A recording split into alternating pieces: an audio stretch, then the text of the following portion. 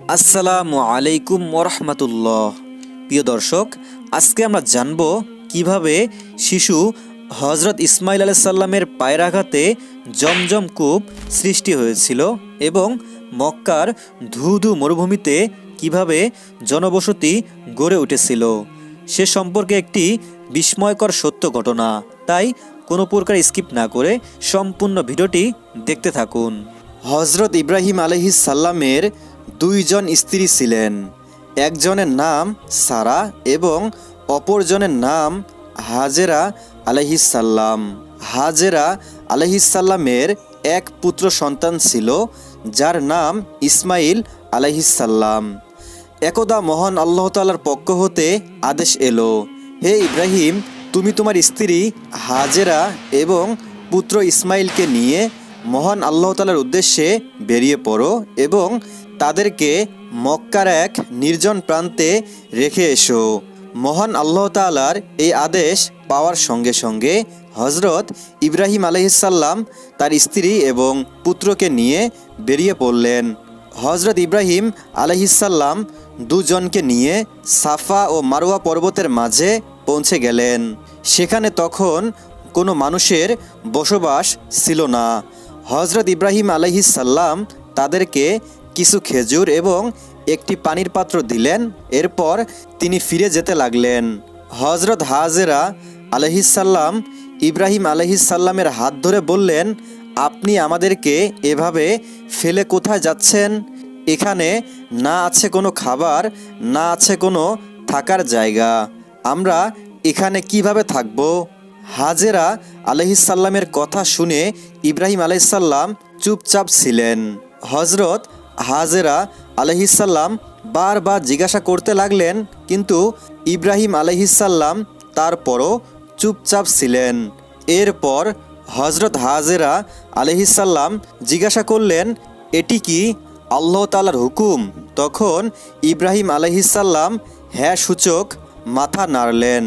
তখন হজরত হাজেরা আলাইহিস সালাম বললেন, যদি মহান আল্লাহ তাআলার এটি হুকুম হয়ে থাকে তবে তিনি নিশ্চয়ই আমাদের হেফাজত করবেন।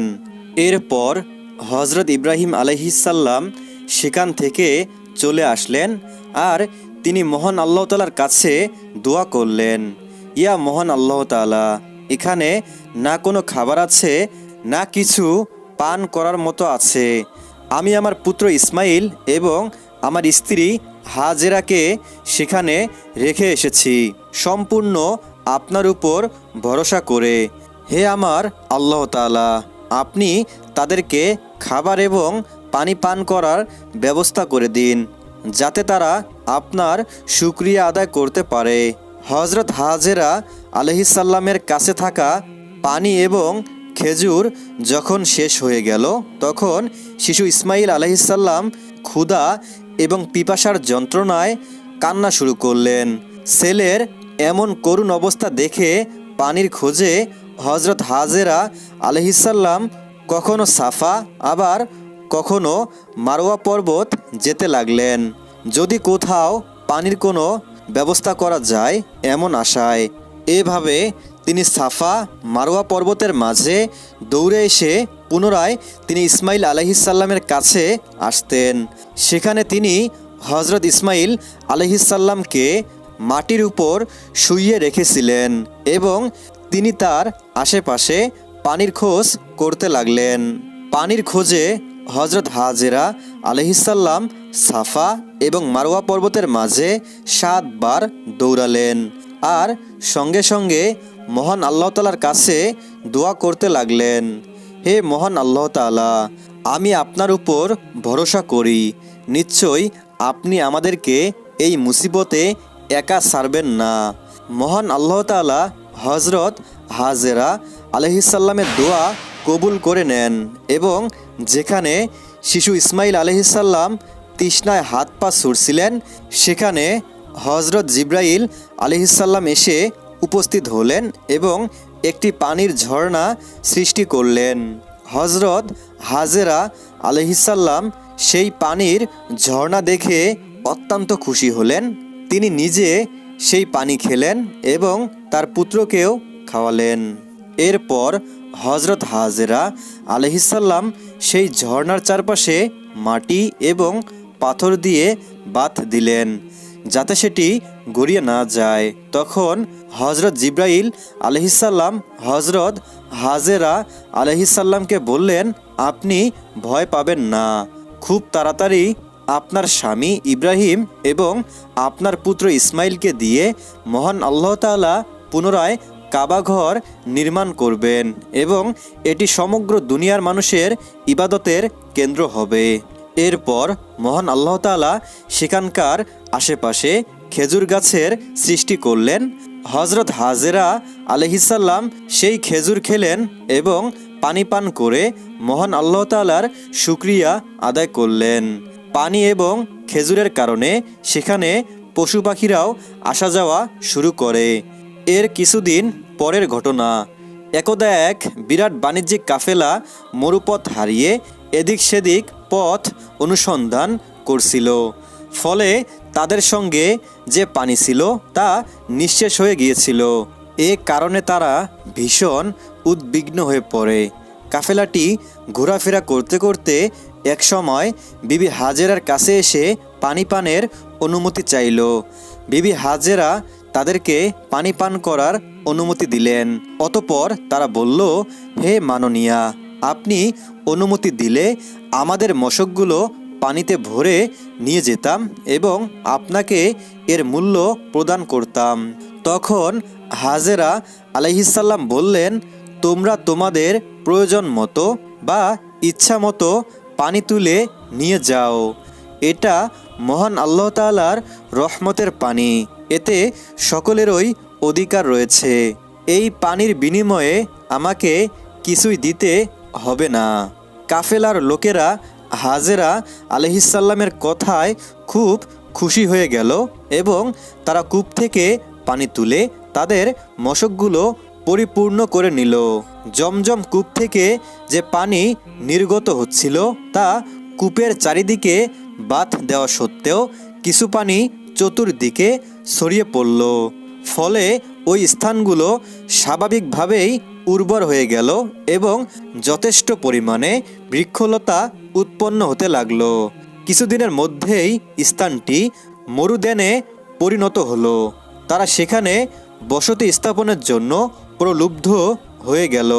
তাই তাদের মধ্যে অনেকেই হাজেরা আলাইহিসসালামের কাছে হাজির হয়ে বলল, হে মাননীয়া, আপনি সম্মত থাকলে আমরা এখানে বসতি স্থাপন করে বসবাস করব।